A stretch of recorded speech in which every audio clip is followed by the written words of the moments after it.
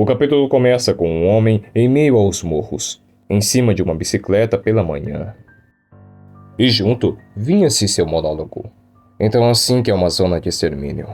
Uma civilização na lixeira e seus cidadãos massacrados por uma praga de maníacos canibais e o inferno. A América é a porra de um país lindo. Em uma manhã como essa, um homem ainda pode se sentir contente por estar vivo. E talvez, depois de milhares de milhas paranoicas e solitárias, finalmente está pronto para se arriscar um pouco de contato humano. Ele precisará ir com cuidado. Deixe-a ver que está chegando. E o que esse cara estava olhando no binóculo? Você deve sorrir agora. E bem, depois de olhar a raba da mulher, ele desce o morro de bike e prosseguia com seu monólogo. Em toda a sua vida, Greg esperou encontrar uma mulher como essa, enquanto estava na webcam. Mas agora é diferente. Aqui fora no ano zero, nada pode acontecer. Assim dizia ele, descendo de bike, todo pimposo. Ah, pobre e inocente homem. Do nada ele colide com uma corda, aí ele cai e fala, que merda é essa? E alguém dizia, ô idiota. Aí jogava SBP na cara dele, ele gritava. E por fim, pra melhorar a situação, tomava uma bica na cara. Momentos depois, lá estava ele, amarrado com um saco na cabeça. E ali estava a mulher que ele estava olhando de longe. E aí, um monólogo em terceira pessoa se iniciava. A porra do perseguidor é obviamente um sangue puro. Embora tenha tentado pular nos ossos dela. Não fez nada nas últimas 72 horas. Mas só porque o balançador de pinto ali não é um crossed, não significa que não é perigoso. Ela ficava bem pertinho dele e o monólogo prosseguia. Ninguém sobrevive a um ano de maldade sendo um idiota ou uma bicha.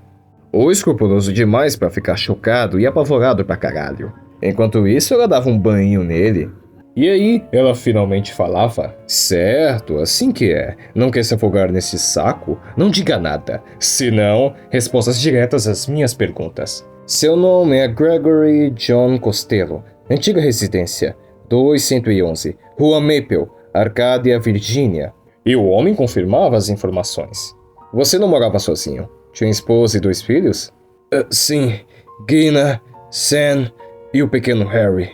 Em seguida, ela pergunta, aconteceu alguma coisa com o pequeno Harry? Uma coisa no cérebro, esqueci o nome. Tornaram as coisas mais difíceis entre a mãe dele e eu. Você sabe, né? Então um flashback se inicia, e ele começava a contar. Fez tanto que quis sair andando com a minha bicicleta. Não uma viagem longa como comida e crianças. Eu fui pra loja para pagar por aquela tralha. Foi quando recebi um telefonema, fugindo para as montanhas novamente. Sua esposa ligava para ele. Ele parecia um pouco incomodado com isso, mas... Sua esposa estava desesperada, dizendo que os vizinhos estavam fazendo coisas com o Sam. Ele obviamente ficava muito assustado. Então, ele mandava ela parar de chorar, se esconder, chamar a polícia, em seguida, pegar o rifle que estava na garagem. Em seguida, ele conta que parece que ela gritou por horas. E isso o fez se mijar nas calças. Mas o pior foi quando ela parou. E pôde ouvir Harry soluçando antes dos gemidos e guinchos começarem. Ele conta que em seguida apagou. E teve um momento de vazio de tempo depois disso. Mas tudo o que sabe é que ele sentiu um gosto de sangue na sua boca e depois vomitou sangue. E tudo nele estava doendo. Mas pelo menos tudo estava quieto. Voltamos para o presente e a mulher pergunta: você não foi para casa? E Greg responde: voltar? Para quê? O rádio estava falando de todo tipo de merda sobre a América estar sob algum tipo de ataque de forças do mal. Ou algum vírus do espaço. Tá querendo enganar quem, rapaz? Você nem tinha certeza. E enquanto ela estava em cima dele, mas não de um jeito tão sugestivo, ele falava. Só parecia que estava tudo obviamente diferente, como se estivesse acordado em uma segunda-feira estranha em outra vida. E ela retruca, uma que tinha apenas em se preocupar com você? Não foi tão frio assim. Mas é isso, eu acho. Isso me torna uma pessoa má? Ela por fim tirava o saco de sua cabeça e responde, sim, Gregory. Eu acho que sim, mas talvez seja isso que conte. Ele responde em seguida, obrigado. Que tal você me desamarrar também? No entanto, ela pedia que primeiramente contasse como que ele sobreviveu, qual que foi sua estratégia nos primeiros meses de infecção, como que ele não foi pego pelos Crossed, assim como a maioria da nação. Pois então ele contava. Apenas sorte, eu acho. A primeira coisa que ficou clara para mim foi evitar multidões. Sempre me mantive ao ar livre e preparativo no caminho, então eu saí da estrada. Construí um local de pesca na floresta. Fiquei sozinho. É meio legal, até pacífico. Por alguns meses. Então, um grupo de caça parou para um piquenique e me assustou bastante. E na manhã seguinte havia um frio no ar e vi gansos voando para o sul. Tinha há muito tempo a ambição de viajar em longas distâncias, descendo até a Flórida, mas eu nunca encontrei tempo antes. Claro que tive que me livrar de um bando de aberrações famintas, mas eles são fáceis de detectar de longe. Por outro lado, não vi nenhum ser humano em 6 meses, até que encontrei você. Ela do nada colocava a faca no pescoço dele e falava, mas não se apresentou e disse oi, apenas me espiou de longe coçando seu cu. E ele todo assustado falava, eu não queria te assustar, foi mal. E depois disso ela dizia, eu não me assusto tão fácil assim. E ele falava, não senhora, eu vejo isso agora. E aí ela se apresenta, meu nome é Steve. E ele não questiona, não falava nada. Ele se levanta e perguntava, mas e quanto a você? E ela, o que tem eu? Eu gostaria de ouvir um pouco sobre você. Aposto que vai sim. Aí ela se afastava um pouco e responde, ei, eu te contei a minha droga. Acenou na minha frente, feito uma vadia de R$2. Mas não se sinta mal, homens mais durões que você já cuspiram até nas tripas pra mim. Informação é poder, Gregory. E tudo que precisa saber agora é que vou na frente, enquanto você conserta sua porcaria. E quando conseguir, pode me perguntar o que quiser.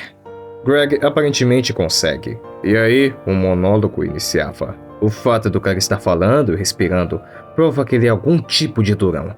Sobreviventes são algo raro para se desperdiçar. Então, mantenha na corda. No momento que se tornar um estorvo, o deixe para trás e prossiga. Acima de tudo, não fique abusando de substâncias com o outro idiota e perca outro tanto de autorrespeito. E juntinhos lado a lado na ponte. Ele pergunta, bela tatuagem, qual unidade? Ela responde que é da inteligência militar. Isso explica muita coisa. Ele depois contava que tentou se alistar, mais especificamente para os fuzileiros, mas falhou no exame físico. E com o tempo procurou um trabalho comum, porque a Genna estava grávida. Eles paravam em um lugar um pouquinho mais afastado. Em seguida ele perguntava, você foi para o exterior? Ela responde que sim, e foi para o Afeganistão. 3 idas a Baragan, condicionamento de prisioneiros e especialistas em interrogatório. Ele pergunta se ela gostava do trabalho. Ela responde que aproveitava bem. Ela gostava de atormentar os fanáticos que tentavam a todo custo manter a sua terra natal livre do terror, mas que agora não poderia mais por motivos óbvios. E depois ele questiona, você tá dizendo que os islamistas soltaram essa merda? E com um olhar extremamente sério e deveras assustador, ela dizia, quem mais? Imagino algum tipo de bioarma nojenta, tipo agentes suicidas, enviados para nos infectar. Eu conheço aqueles safados do mal. Essa merda tem o fedor deles por todos os lados. Mas talvez você tenha uma ideia melhor, não tem? Greg responde que isso pode ser algo da natureza para reduzir a população, quase como um sistema imunológico agindo sobre uma doença. Isso parece loucura pra mim. Você é algum tipo de liberalista autoflagelante? Ele diz, não, é só um jeito de ver isso. Mas depois ele dizia que isso meio que não importa, porque estavam tentando apenas viver naquele mundo de merda. E ela, comendo igual um urso, falava, profundo. Ela mexia na bolsa e ele pergunta, o que você tem de bom aí? Ela falava, eu tenho um rádio aí pra escanear as coisas, né? Mas que só tinha muita estática desde os primeiros dias em Atlanta, que foi onde ela estava quando a infecção começou. E aí finalmente o flashback dela começava e ela nos contava. Trabalhei em segurança pessoal depois da liberação do serviço. Passei o primeiro mês após o surto escondida em uma cobertura na cidade, como advogado paranoico que devia proteger dos ataques de corporações. Poderia ter ficado presa com alguém que não se importasse em se esconder, bebendo e fedendo uísque o dia inteiro. Era assim, culpando um golpe ou desordem pós-traumática, ou eu sendo a vadia doente. Meu ex uma vez disse que eu era. Eu comecei uma evacuação prematura. Ela mexia no radinho e o Greg não parava de fazer perguntas, então ela mandava ele calar a boca. Ela dizia ter pensado ouvir uma voz. Mas então, a cena corta e estamos em um acampamento militar. E aí, um homem ordenava que todas as jovens saíssem pois o Leon estava com tesão. Que não importa se fosse uma Crossed ou uma branca. Mas o tal homem era na verdade esse garoto aí.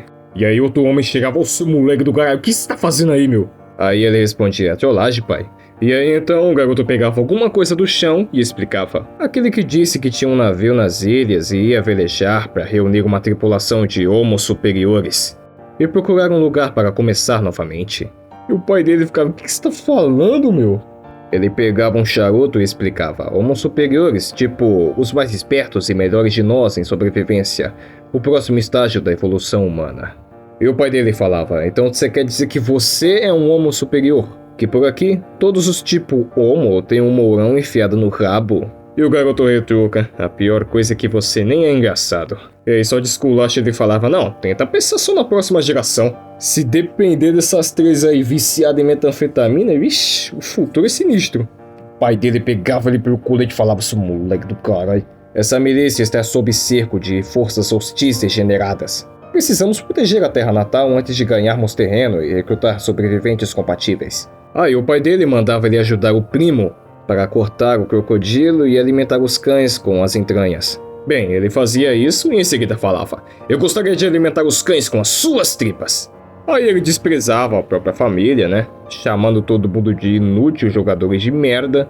Depois disso, o primo dele falava que ele estava seguro ali, que se ele estivesse na cidade com os tais homos superiores, ele teria o seu rabinho violado, e que ele estava sendo protegido pelos irmãos que ele tanto desprezava. E o garoto continua, eu mal fui tocado, Ray. Mas sabe do primo do Leon? Aquela bichinha metida sabe tudo? Não estava por perto para resolver toda essa merda. E aí enfiava o balde cheio de sangue na cabeça do moleque. Certeza que isso aí atormentava os nerds na escola. A cena corta de novo para uma cabana em meio a um lago. E toda a volta parecia estar pegando fogo, hein? E uma mulher falava, acha que fará sexo de novo, Ashley? Aí se aproximava e mostrava duas mulheres praticamente seminuas, falando de sesgo. A mulher de binóculo falava que o fogo estava expulsando as aberrações. E a outra falava, não me faça pensar no pai. E a que estava de binóculo ia confortar. Mas a mais sensível pergunta, você acha que ele queria... Você sabe o que ele disse?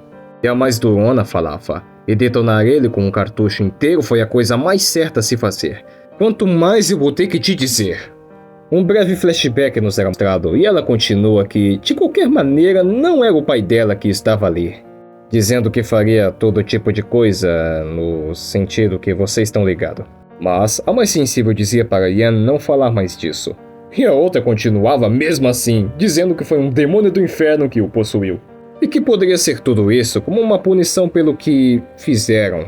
E Ian dizia que Ashley estava sendo muito egocêntrica, que todo mundo no sul da Flórida foi massacrado por demônios, porque colocaram fotos delas peladas no laptop do padrasto delas para que a mãe encontrasse. Meu amigo, mas só esse capítulo aqui tá apresentando muito mais história do que o arco inicial. Meu amigo, é impressionante. Quando o Garth Ennis quer fazer, ele faz.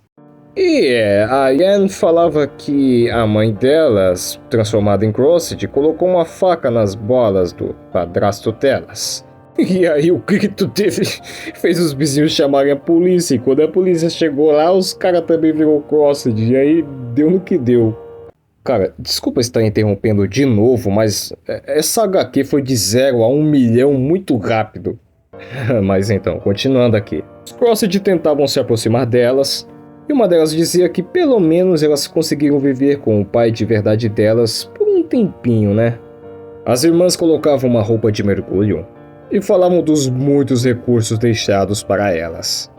Uma delas nos conta que a mulher do pai delas foi infectada e o cara teve a brilhante ideia de partir para cima dela com um taco de beisebol. E o sangue dela espirrou nele e deu no que deu, e que foi uma pena que ele não atirou nela. E foi ali que elas descobriram que os tais demônios poderiam ser transformados por fluidos. Ian chegava no topo e presenciava toda a cidade em chamas. E aí ela levanta a seguinte questão. Devemos mutilar algumas dessas aberrações para distrair o resto, nos dando uma vantagem? Ou apenas nadar e dar o fora? Mas Ashley dizia, mutilar parece bom. Ashley pegava uma sniper e falava que ela tinha uma medalha de atiradora júnior. Em seguida pergunta se sua irmã preparou os caiaques. De longe nos era mostrado um crossed gigante em meio às chamas, e Ashley falava que iria alimentar a assassina dentro dela um pouquinho. E enfim voltamos para os dois. E aí, Greg pedia para que ela terminasse sua história. Ela pergunta que história? E ele, não, de quando você saiu do edifício de Atlanta. Ela se deitava e falava, não, tô afinal, pergunta amanhã. Um pouco depois disso, Greg dizia em seu monólogo, o céu está estranho, como uma manta negra cobrindo toda a terra. O GPS coloca eles bem ao sul, só mais uma semana ou duas antes que a terra seja tomada, e vão precisar de uma nova direção. Em seguida, a narração em terceira pessoa continua. Greg observa o sono da Steve. Ele devia estar furioso por ela ter jogado spray de pimenta de graça nele, e aquela coisa com água. Mas a triste verdade é que ele não podia deixar de admirar aquela vadia perversa. Ele sabe disso, bem de perto. Primeiro fascinado enquanto ela se contorce e murmura, presa em defesa, sobre o implacável ataque de algum pesadelo. Então repelido como um fantasma de um horror interno que deforma seu rosto com grande medo e repugnância. Steve chorava enquanto falava não, e ele se assustava pelo fato de ter alguma coisa que a assombrava. Fim do capítulo 1.